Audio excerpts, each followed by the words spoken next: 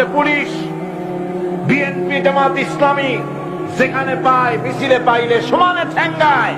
এই পুলিশের আবার আওয়ামী লীগ যেখানে পাবে, ক্ষমতায় না থাকলে সেখানেই পিটাবে। কথা ঠিক কিনা?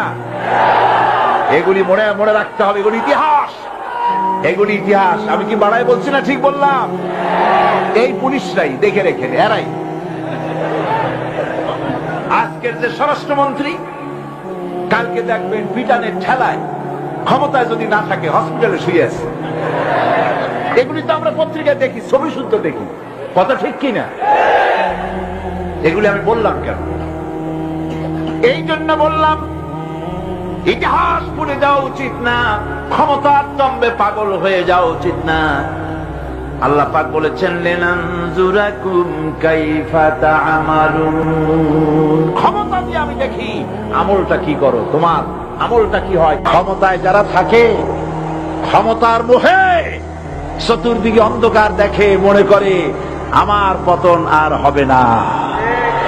কিন্তু তোমাকে বুঝিবে যে গোকুলে বাড়ি শেষে গাড়ির চাকা সব সময় উপরে থাকে না। গাড়ির চাকা সব সময় উপরে থাকলে গাড়ি তো চলবেই না। গাড়ির চাকা ঘোরে বলেই তো গাড়ি চলে।